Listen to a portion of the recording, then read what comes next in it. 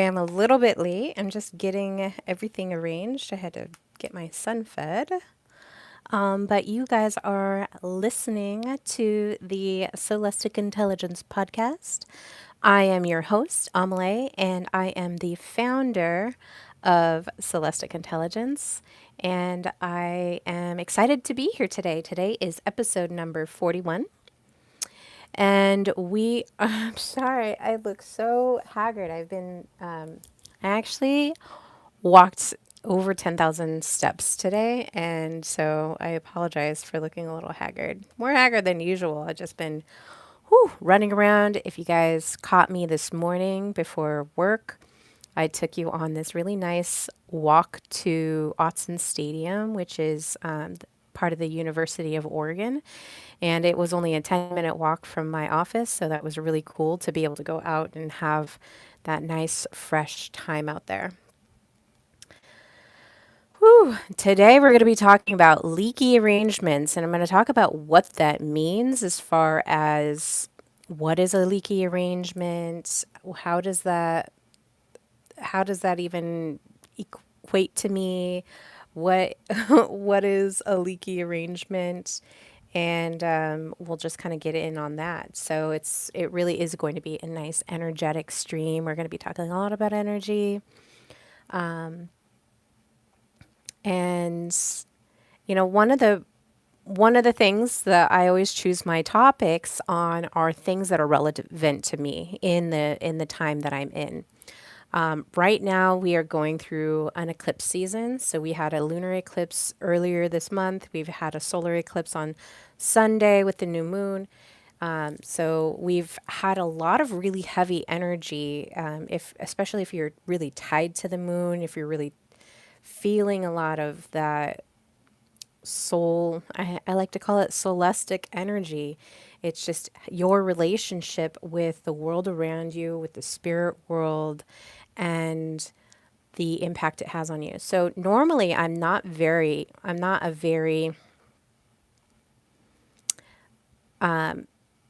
tired person. I don't take a lot of naps. I don't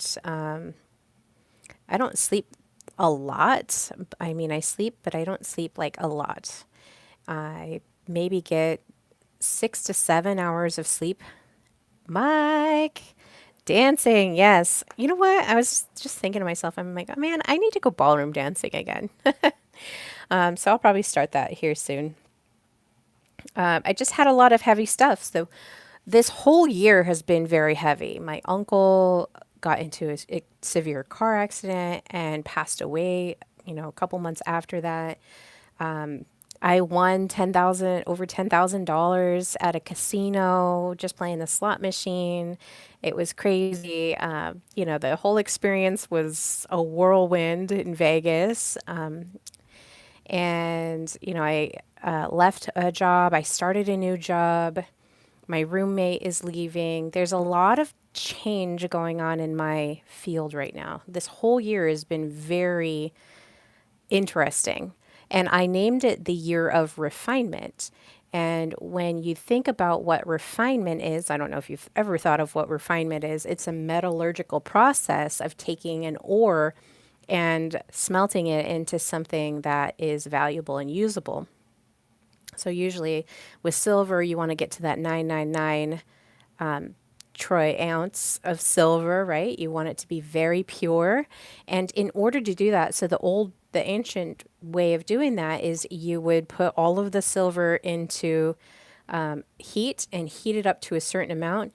And the person that was smelting it and trying to get it to that pure state had to watch it, because if it didn't go on long enough, the impurities wouldn't leave it. And if it went too far, it would ruin the purity. So this is a crazy question, but are you single? I'm young, 33. Of course you are. I am single, and I'm 41. I'm going to be 42 next month. So when you're refining, you're heating yourself up to a really high temperature. or at least the ore in the metal. So the copper is the same way. If you're going to be putting it to the test and trying to get all the impurities out, it has to be heated up to this really high temperature in order for you to get that pure ore element out of whatever it is, silver, gold, copper. And I cheekily decided to name this year the year of refinement. So in December of 2024, and every December I have a community and we all name the year after something. So this year was a year of refinement. Some people named it the year of service for 2025. And, before it's been some, other things of it's the year of this or the year of that. And I was like, we should name it the year of connection next year so that we're building some beautiful things together. I think it's a 9 year. This is the 8 year, but next year is a 9 year. So the year of refinement is it's been very real for me. If you think about all of those, just in this whole, like not even the full year, just in the first 3 quarters of this year, have had so much change, so much transition. And part of it is there was, eclipse season at the same time last year. And now this year we have another eclipse season going on. And I can't necessarily say it's been super positive. Everything is just going my way because there's been a lot of things that have figuratively and literally died off. And I know I'm not the only one. I'm just speaking out with the people that are listening of what is going on in my field, in my realm. Because when you hear it coming from somebody, a lot of the times that will help you to feel a little bit more connected in just knowing that somebody else is going through something similar. Another thing is, I restarted this podcast this year, and here we are at 41. I started a book this year, and it's launching on October 8th. And I intentionally picked that date because the 8 number is a very shifting number, and it's been the core number of this year as well. And so let's talk about the leaky arrangements, though, because during this eclipse season, as we're refining, right, as my being is being refined, as my soul is being refined, as my personality is being refined, like there's a lot of ego that is burning off. There's a lot of things that I have to come into remembrance of who am I and, where am I going? If you guys are into it and you want to know a little bit more about how the eclipse season is affecting you right now, if you're feeling fatigued, if you're feeling tired more than usual, fatigued, tired, like you don't have a lot of energy, that is your body telling you it's time to slow down. So slow it down a little bit, get into a rest phase. It's okay to do that. Just say no to things that are excess, things that don't serve you. And how do you know what to say yes or no to? So when somebody asks you, hey, do you want to do this? Hey, can you do this? Hey, would you do this? Do this. Maybe they're just making demands on you. Just do it. What you'll want to do is really just be present in yourself and say, yes, I do have time for that. Yes, I do want to serve this person in this facility that they're, requesting of me. And so, yes, I want to do that. Or maybe they're asking you something and you can feel the tension in your body and you're like, that's a big no for me. So you say, I'd really love to help you, but right now I don't have the capacity to help you with whatever you're requesting. And then anything that is in the middle of that. So if there's confusion, ambiguity, you don't know if it is a yes or no, always say no to that, because that confusion is there. There's something there that's blocking it out, and just know that if you're in that state, then you're in no state to make any of those consensual decisions for yourself. So I really want to start out with that energy as we look at what the leaky arrangements are. So this year, I've really had to be a lot stronger in my boundaries. So, leaving the former job that I was at, having a roommate move out, making decisions, medical decisions, consensual decisions for a loved one, these are all things that really tested me and put me to the fire. And you've likely had similar experiences in your own life of where these things have been popping up and you've had to face them in one capacity or another. So, leaky arrangements are what I call energy drains. So, these are energy drains, and I have I have a lot of stories about it. But the energy drains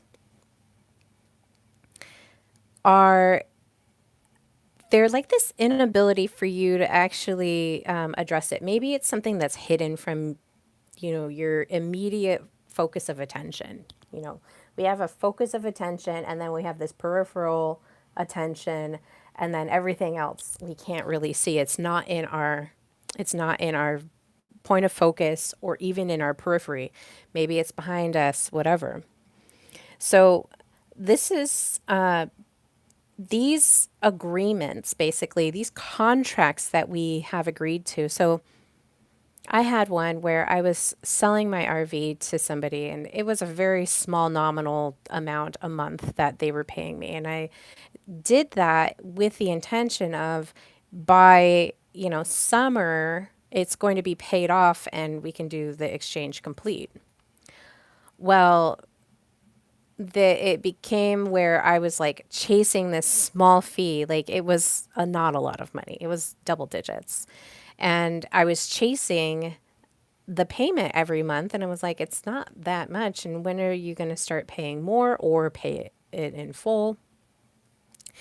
And I had I had gone into this agreement with this person, and me chasing this small amount is an example of leaky arrangements. That's a leaky arrangement.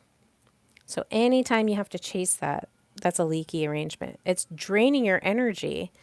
It's more energy than it is the exchange, right? Not that $50 isn't, I mean, you can get a nice dinner with that, I guess. But that's not the point of it. The point of it is like you're sitting there and you're trying to chase your tail, trying to get this payment. Women sometimes do this with men. They're like, "Oh man, I really want the attention of this man," and they'll chase after that. Well, that's very leaky, you know. There's no mutual agreement there. He's not necessarily like interested in you. And then that kind of crosses a line of he's obviously not interested in you, but you're still pursuing him. And men typically don't like to be pursued.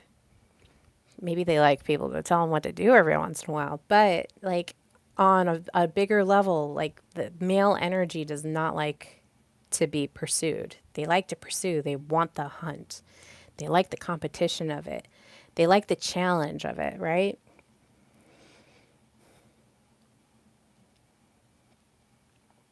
So, I even more with the leaky arrangements. For me personally, it's when I have these, like, I have high empathy. I have high emotional intelligence scores, according to the ISEI emotional frequency test. And I still find myself exhausted or burnt out when I'm doing, certain things, especially if there's life events that come in that kind of shake the, I don't want to call it the norm, kind of shakes up my routine. I love routine. I love knowing what's expected and then being surprised along the way. But I don't like having my routine and then having it like completely decimated in areas. It's like having a wall completely fall apart. So even though I have very high empathy, I have very high awareness of others in their emotions, like higher emotional awareness of others, I can still find myself being exhausted or be having leaky energy, meaning that I'm giving energy to things that are not respecting that energy. So, leaky arrangements, they're agreements, they're relationships, they're habits that we have maintained out of fear. So, in that arrangement with the RV, instead of the both of us coming to terms with it, it kind of ended on this weird note where, you know, the buyer ended up like completely nullifying the agreement altogether, which actually was very relieving to me to not be in that arrangement anymore, that leaky arrangement. And when I realized after the arrangement was nulled, I realized like how much energy I was putting into this arrangement, into this agreement, and how much energy it was actually sucking out of my field. That's where you start to get exhausted because you start to have these kind of all over the place. My friend gave me this really, if you guys want, I have this really great, maybe I'll do a post on it and I'll post it. It's it's kind of this prayer where you ask that contracts be nullified and that everything is working, and it's just this really nice long prayer, and it kind of covers like all these things: contracts, agreements, relationships, connections that aren't serving you, that they be nullified and taken out of your field. So these agreements, relationships, and habits that we maintain out of fear or obligation, or maybe even in a dysregulated, unhealed nervous system, these are all responses that are draining our very vitality that keep us going. Like, think about vitality. You're just thinking like, man, I'm top of the world if I'm high vitality. And we want to have that vital signal. We want to be the fullest expression, the expanded expression of ourselves. Not that we want to be there all the time, but it feels good to be in that place and then go through the cycle of maybe you need to take a little bit. That's what eclipse season is all about. It's really just pausing, slowing down, stopping, ending, resting, just relaxing, enjoying yourself, and really thinking about what do I need to get rid of and what do I want to keep around me? What really makes sense for that? Oh, I was going to say, for eclipse season, you want to look at your nodes. So if you pull up your astro charts, you'll have a north node and a south node. So the south node is where you're coming from, and then the north node is where you're going to. So if you look at those two and whatever houses they're in, that can give you a lot of information of what you need to do. I did mine yesterday and I was like, wow, oh my gosh, this is spot on with where I'm at right now. All right, so let's just discuss quickly the hidden cost of these fear-based agreements. Hi, Zix. So the first hidden cost is fear wires our early agreements. So how does it do that? Okay. So it can do that with hypervigilance.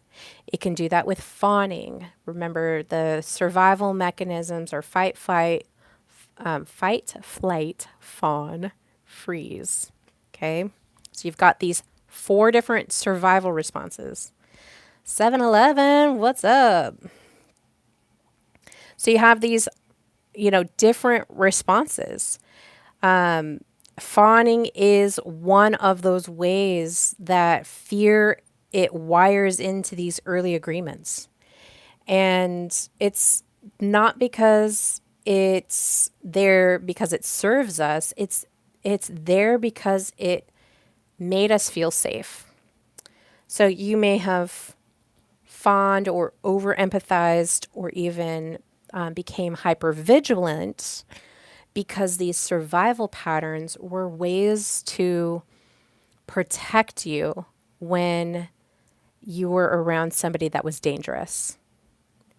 Our minds, I say it all the time, are very simple. They're complex, but they're also very simple in that, a bear in real life or a bear in a dream, your mind is processing that as if it was all real. Like your system will freeze up. I've been playing Zelda with my son, and I get jump scared in the game. And so anytime I get scared, I'll just hand the control over him and to him, and he'll defeat the bad guys for me. He really loves that. It's like his hero journey. But I hand it off to him. But every once in a while, I'll get really spooked by, something like jumping out and scaring me. And I'm like, oh my gosh. And I can feel my nervous system responding to that situation. My body is still physiologically responding to the fear response of even in the video game, the thing like pops up and scares you. Like I don't even think I can play Resident. I've tried to play Resident Evil, but it's like too jump scary for me. So these fear wires in these early agreements of being hypervigilant, meaning you're able to scan the environment that you're in and sense where is the danger coming from. This is why I can travel alone across the country, is because my hypervigilance is like they're keeping me safe. My my it's it's a fear, it can be a fear thing, or it can be a real positive strength too, right? So when I was talking with somebody and I was like, yeah, I scored really high in empathy and in social, I think it was, it's not social awareness. I always say that, but the social cues of like knowing what others' emotional reactions are going to be. And typically people will say, well, you scored the highest on those. Those are your strengths. Well, they're strengths, but they're also weaknesses because I developed those because of these early agreement fear wiring from my youth. It was my way of surviving through these situations, okay? So those agreements were really there to keep me safe. And even though I've turned those fears into strengths, it was originally wired because it was protecting me. Now, the next hidden cost of a fear-based agreement is false indicators to health. So high empathy, high social connection scores can look healthy, but they're actually being driven by fear. All right. Like my thought my video game story was funny. Yeah, my son. It's really interesting seeing like how we both interact with the worlds that we're in. He's very much a fight everything, and I'm a kind of a flight person. I'm like, I'm just gonna go collect everything. Just being a hoarder in Zelda, no big deal. All right. So, high social connection scores, high empathy can look healthy, but they can actually be driven by fear. Like I said, if you're learning hypervigilance as a kid because you don't know if somebody is going to harm you or if they're going to protect you. So, you know, it could be your parents, it could be siblings, it could be your uncles or your aunts, anybody that is in your field that has violated your trust in them. As a child, you're going to develop these survival mechanisms in order to stay safe. So, walking on eggshells is a an indicator, a false indicator. People pleasing, these things can read as a good communicator, right? But really, people pleasing or walking on eggshells, fawning, that is truly just avoiding conflict. It's a flight response. Okay. Now, the ISEI frequency test that I've taken, it's an emotional frequency test, can look at like a trap. Even though you can have high scores in those, they can come from these fear based relationships. Okay. So even if you score high, it still can serve as a mask for some fear driven competencies. And higher frequency results do not equal safety. You can still have a dysregulated nervous system even if you score high in those things. And there's 26 total competencies in the test that it's looking at. But that higher test results being in the higher echelon of it does not necessarily equal safety. Okay? It's safety is very much different. So they may represent these really sophisticated coping mechanisms. 9 p.m. East Coast. Time for sleep. Peace out, y'all. Bless, sweet dreams, and good night. Thanks for dropping in, 7-Eleven. All right. Now, when we look at, let me see, hold on here.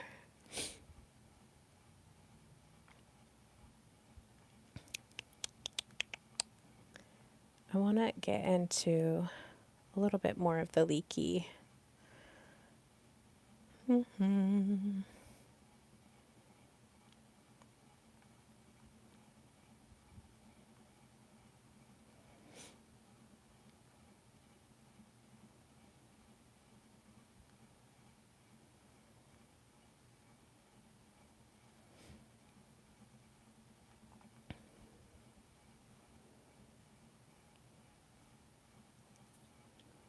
Okay.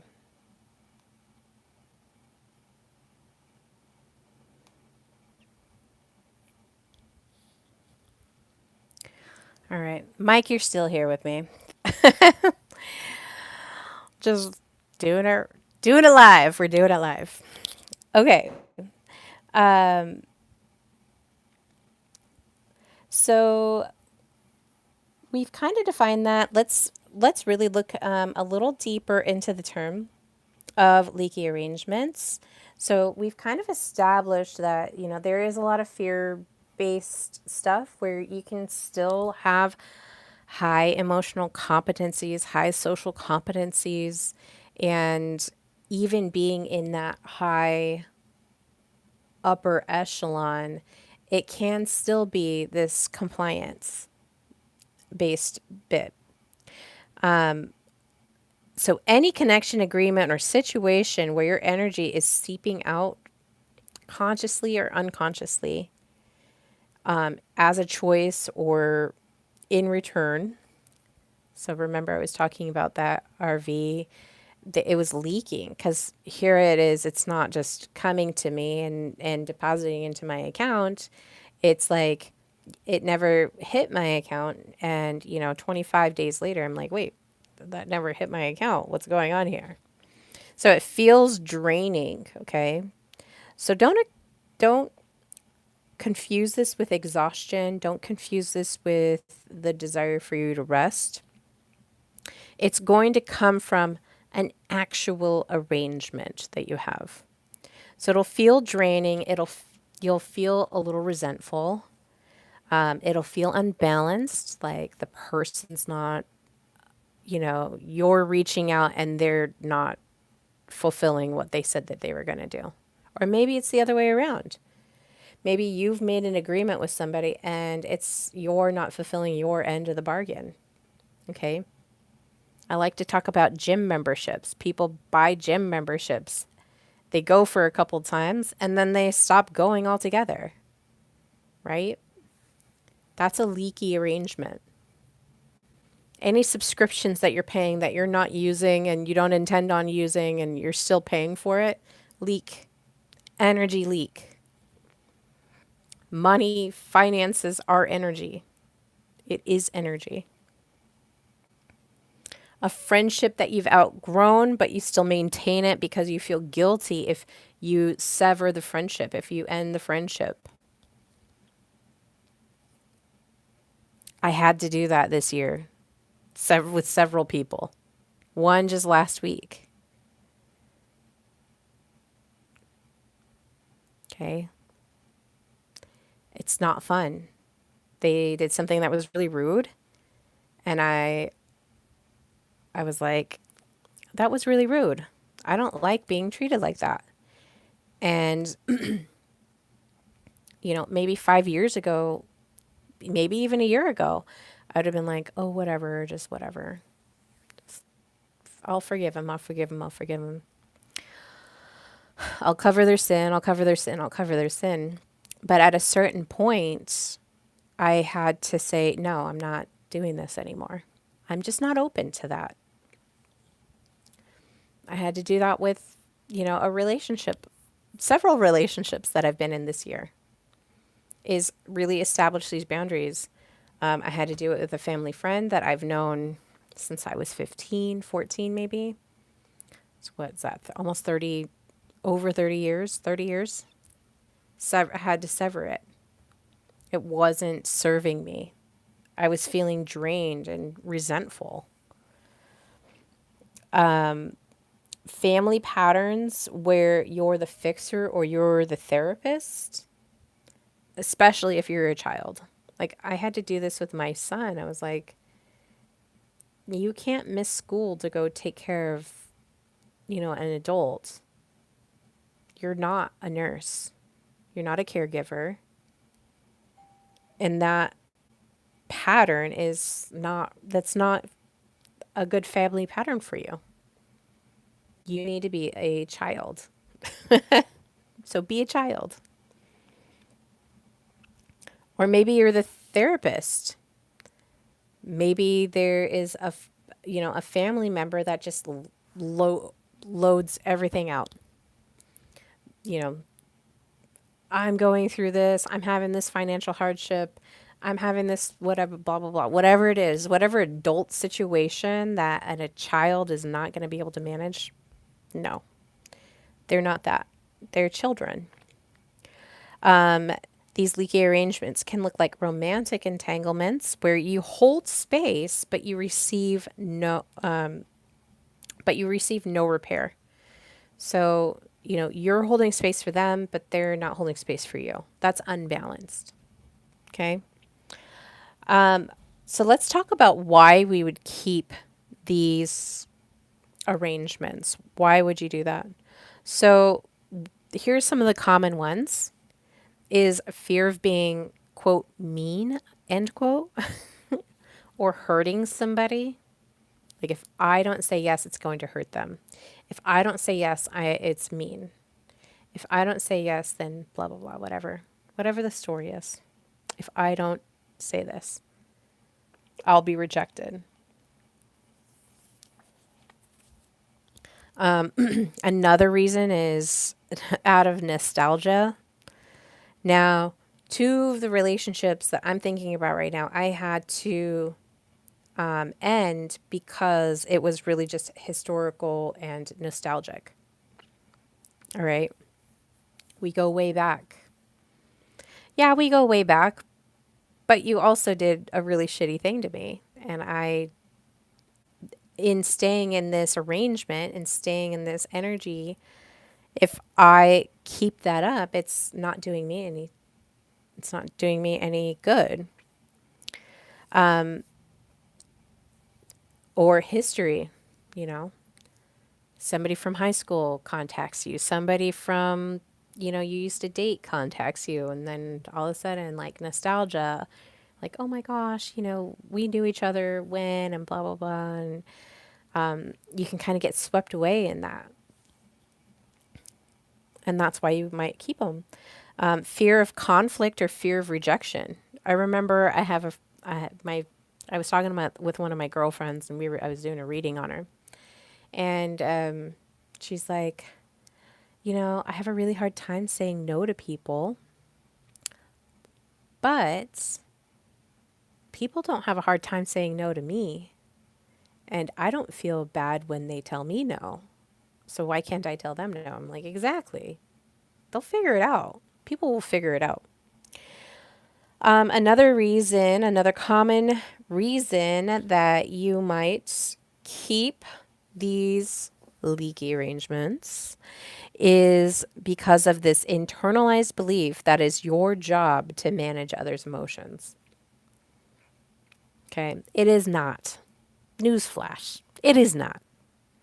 You do not have to keep these relationships. You don't need to manage another person's emotions. That is not your responsibility. There's only one person that you are responsible for, and that is you. Okay? That is you. So, this is like, you already have enough jobs, I'm sure. You have one job really to take care of yourself. Two, a job working, in exchange for whatever. Maybe you work for yourself, maybe you work for somebody else, it's fine. But it's not your responsibility to manage other people's emotions. Okay? They are in full responsibility for it. There's a difference between being empathetic and being an egoist, which is I don't even like to call the opposite of narcissist empath. And a lot of people use this terminology. I think because maybe you used it, but I think it's the wrong terminology. It really is egoist. An egoist is somebody that is allowing others to walk all over them. They feel other people's, like, Echo couldn't even speak for herself. She just pined away after Narcissist, who's just totally into himself. And she was, like the wallflower, the shadow. She was a shadow. Okay. Yeah, it's not. I have a high tendency because I have very strong mother archetypal energy. Okay.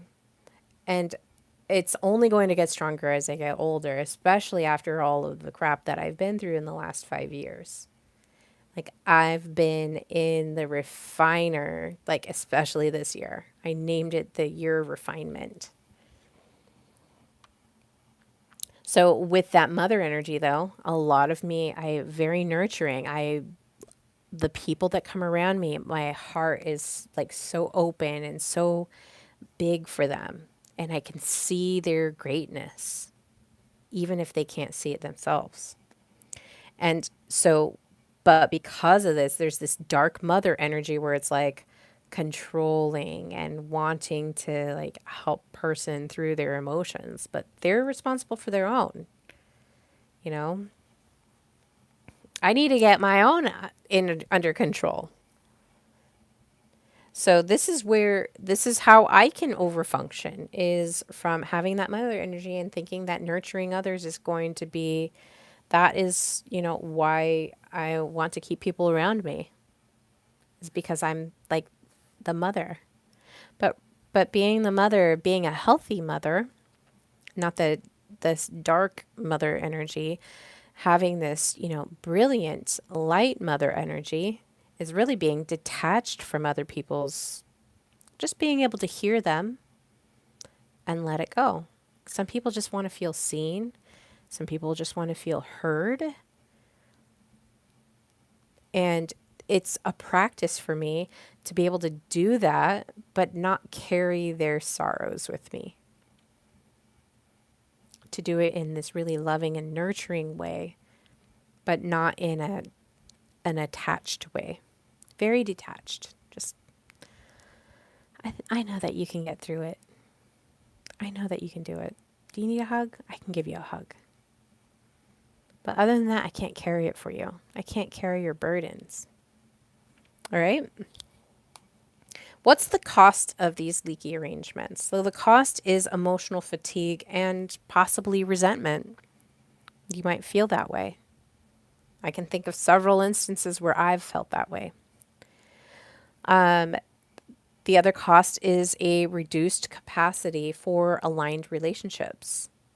So if you're putting yourself out into these leaky, relationships, leaky whatever, it reduces your capacity to show up in fullness for the aligned relationships that you have coming to you. It like closes it off. Your cup's no longer full. And you want a full cup. You want to be in your fullness. The other cost is this will stress out your nervous system. So when you're always on guard, you're not repairing. Okay? When you're always on guard, you're not repairing. If your nervous system is activated, there's no way that you can rest and digest, repair and regenerate. There's no way. And that chronic stress to your nervous system is going to cost you. Like it just will. You're paying for something that you don't really need to be paying for. Like other people can handle their stuff, and it's not outside of this realm to like end contracts. Just end the agreement, end the contract, end a relationship, end the whatever it is, end it. It's okay. You don't have to control everything. Let go. Surrender. The other cost is spiritual misalignment. So when you're in this dysregulated state, you're going to have a harder time connecting to divine.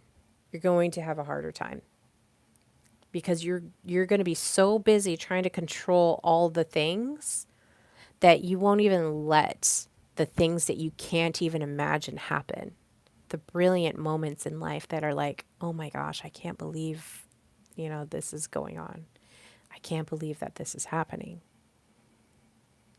Your energy will be so scattered, so fractured, that you won't even see the purpose.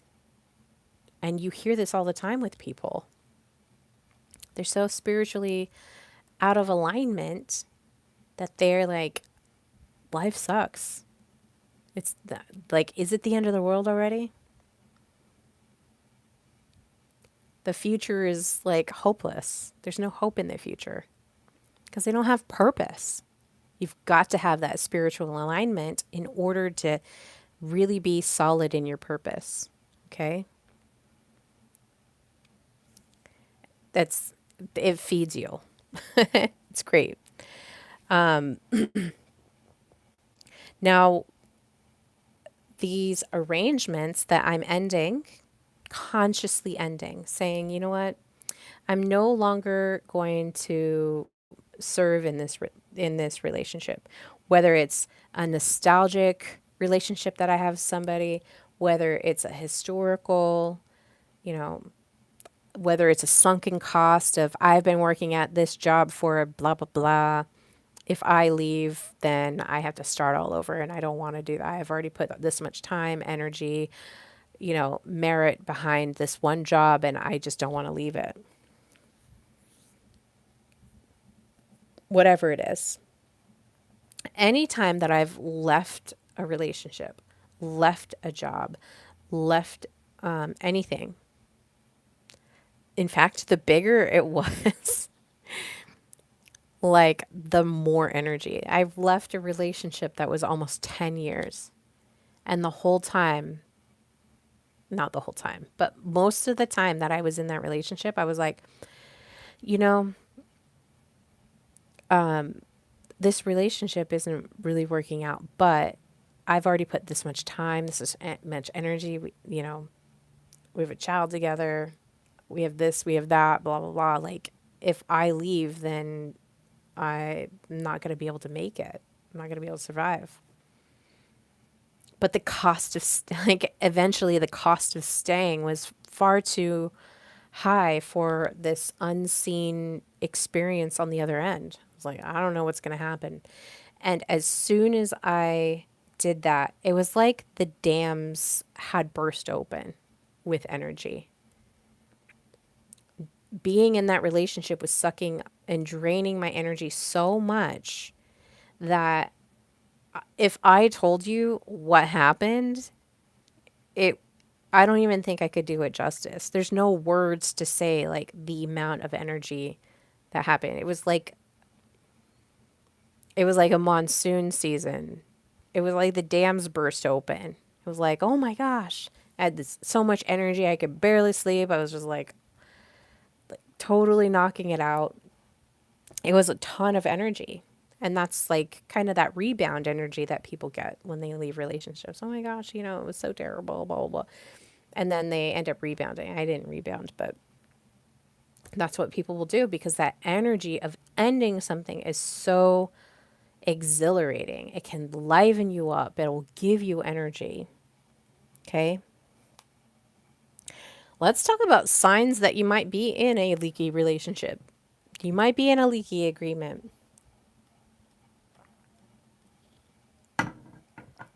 So, one of them is you will dread the interaction, but you'll feel guilty for pulling away or leaving it. Ugh, I don't like dealing with this person, but I've known them for 30 years.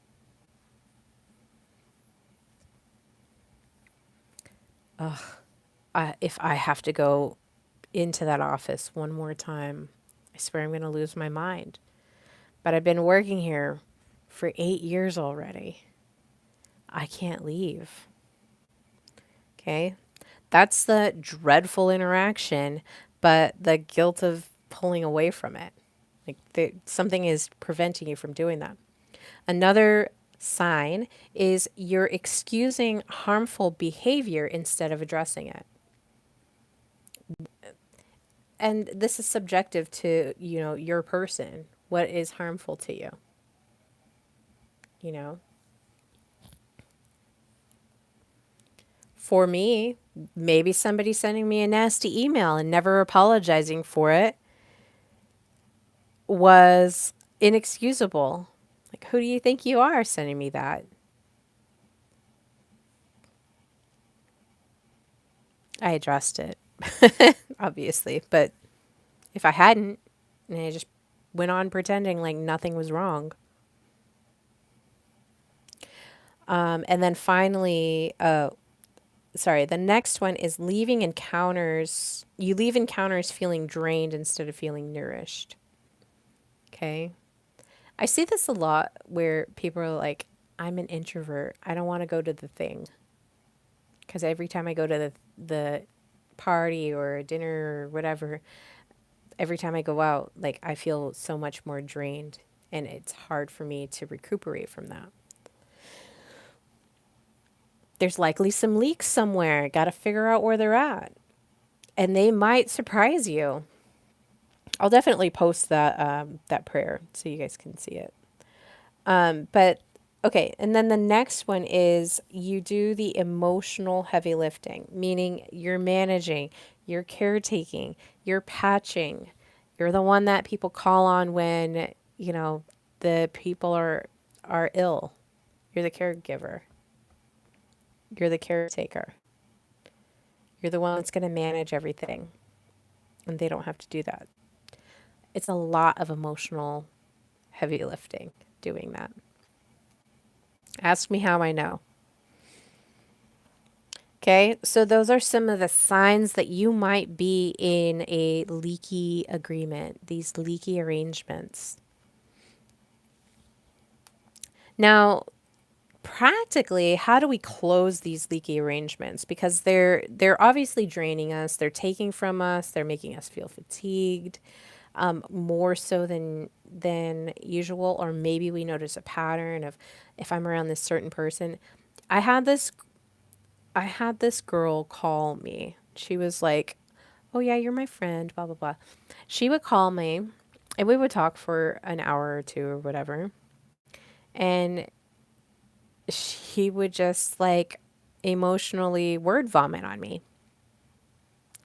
And then the minute that I started talking about the things I was going through, she would pretend like her phone didn't work and hang up.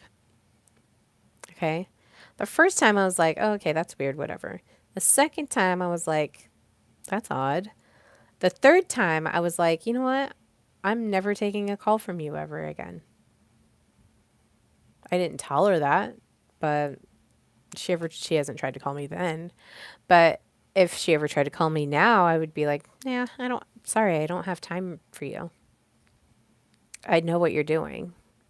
And I don't like to be treated like that. It's a very poor treatment that I'm just not, I don't have time to listen to all your stuff if you're not going to energetically share in in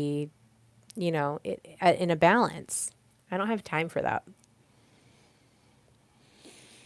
There's lots of other people that would enjoy talking to me and enjoy hearing what I have to say and actually lend an ear back. Okay, that's balance. That's that thing. So when we're closing the leak, we're doing these things. So first is to become aware of it. Okay, that's obviously the first thing is become aware, notice them, and name them in very deep honesty. Very honest. Yeah. Wow. Wow, indeed. So, oh my gosh, my makeup's all. I've been sweaty. Okay. So, notice the leaks and name them honestly. All right.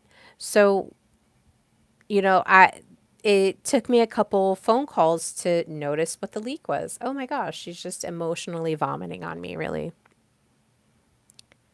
And then, like, no follow up.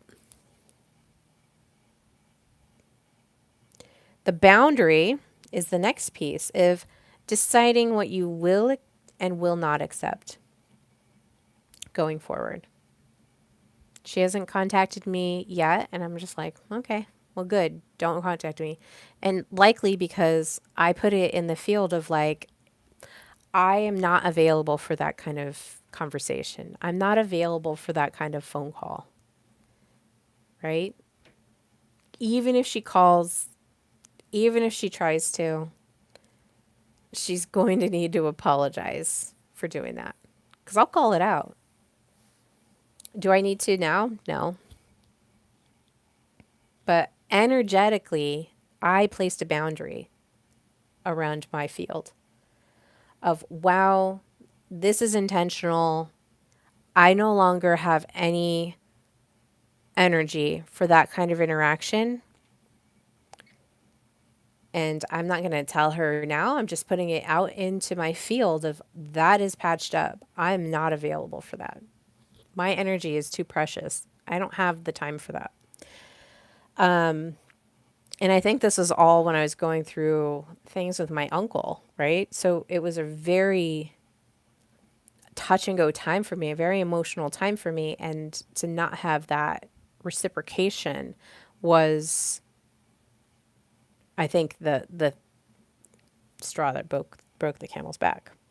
So they say. The next one is communication. So if necessary, deliver a clear message. be calm, be factual, and then be final, right? I had to do that with my roommate. He sent me this really nasty, like emotional letter telling me that I was a shit parent, that, all these other accusations. And I'm like, okay. So my response to him was, here's the facts. Here's, what I've done. And I just laid it out very nicely, very factually, and very calmly in a very calm manner of here's all the things. Obviously, you don't feel safe right now. So, based on that, here's my proposed move out date for you. You should leave.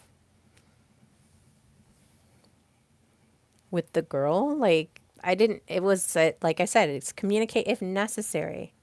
She hasn't contacted me since I put a very strong boundary, energetic boundary. They work. Okay. I said it out loud. I was like, I have no space for this anymore. I'm closing this up. Anytime she calls again, I'm going to tell her no. I don't have time for you. Sorry. I don't have time for people that are not going to respect and reciprocate the energy that I'm giving them. Okay, it's a clear message. It's very calm, very factual, and also very final. Closing the leak also means release, instituting this release ritual. So, there's things like journaling. I've been writing a book that has been very releasing. A cleansing bath. I like to throw Epsom salt and apple cider vinegar and diatomaceous earth, just a little bit, into the bath, and it helps to pull out the toxins. So it's kind of, I call it the toxin bath. It just kind of pulls out all the toxins. So it's very cleansing for me.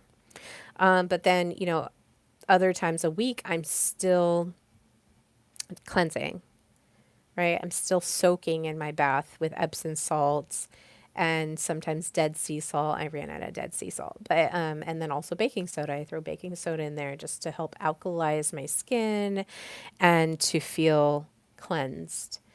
And then prayer is another thing. Just having a time for you to meditate and pray, and just even if it's speaking out loud. Sometimes I like to take a walk, especially if I'm feeling really activated. I'll take a walk and do a speech or say whatever I need to say and just get it out there. Another release ritual that I do is coming on weekly and providing these podcast episodes. Or maybe even if there's a big thing that I need to like talk about because it's heavy in my heart and it needs to get out there, then I'll come on and do a live stream. Another release ritual is burning a note. I did that at a camping event that I went to this year. I wrote down it was like, I think it was like nine different, nine different releases. And I just wrote them down on a piece of paper, rolled them up, and, I put them in the fire as I was like saying, as I was like cleansing. So that was another way to cleanse. Anything that you're going to be able to do to release. Okay. Anything that feels good. So getting up and moving might help you release it.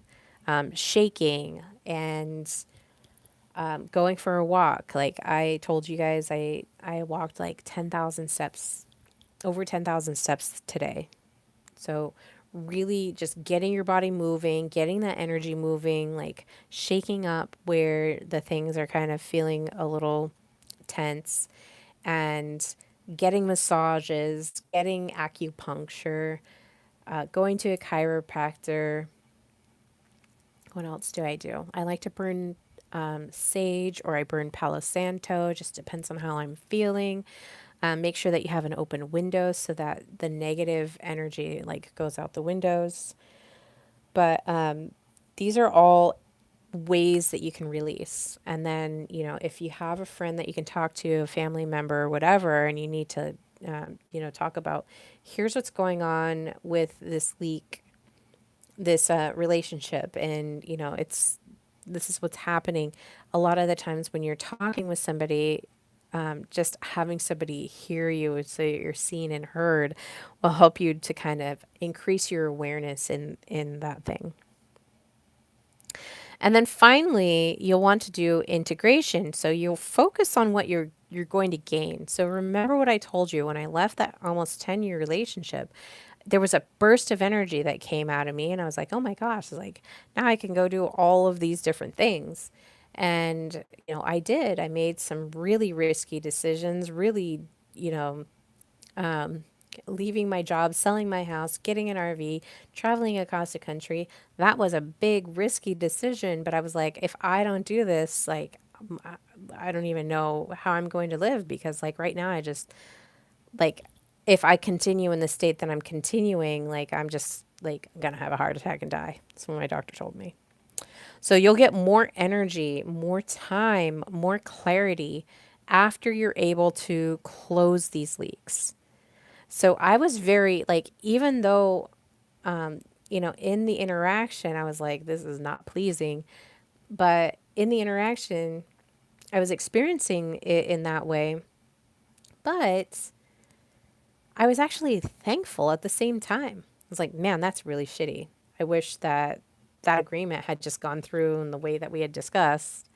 And, I wouldn't be in this situation trying to like piece the things together and feel awkward around this person. But I also felt really grateful as well that, you know, it gave me clarity. It showed me where, these hidden arrangements were, these hidden leaks were that I needed to address and clear up. And there's likely a lot of other things that need to be addressed. But that event helped show me what was going on. So, as we have gone through a lot of these leak arrangements, I want to invite you to maybe even list out and inventory the leaks that we've been talking about today. Okay. Maybe even comments in the comments if you're listening to this after the live stream, comment on, what your arrangements were if you feel comfortable sharing that. If you don't want to share it publicly, you can send me an email, amelie@celesticintelligence.com. I would love to hear from you. Just let me know what you released. Let me know what you realized. And then I'll even post that prayer and maybe you can say the prayer and help to clear up some more of that stuff. It's eclipse season, so let's do it.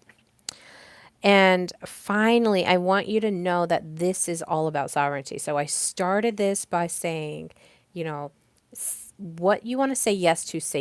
What you want to say no to. And if you're confused about it, then just treat it as a no. Like, be very clear in what you're consenting to. Be really clear in your sovereignty and your agency, because this is going to give you the firmest foundation to face these, I don't even want to call them difficult times ahead, but we're heading into this, we don't know what's going on. And so if you want to feel like you're anchored, this is what you've got to do. Get those boundaries up. Be really clear in your energy. Closing leaks is not cruelty, okay? It's self-love. Creating a boundary is self-love. Not abandoning yourself is self-love. And you are responsible for your soul. So steward your own soul by having really strong boundaries, by having really strong sovereignty in yourself.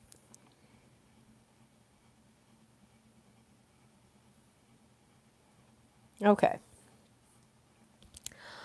Well, I am going to call it an evening. I am so tired. As I get into my new, I might have to push this out to 6, but we'll see if I can keep the 5:30 time. I'm going to try and keep the 5:30 time because I don't want it to go too late. But thank you guys so much for watching. Don't forget to like and subscribe. And please get a copy, a pre order of my book. I think we've got 17 more days or something like that until it is launched. And so excited to deliver it to you and get started on my next book. And that will come out sometime next year. I haven't really put a time to it yet, but so expect that in to launch sometime next year and maybe even the year after. I don't know. It's kind of going to be a lot bigger than the one that I'm releasing now.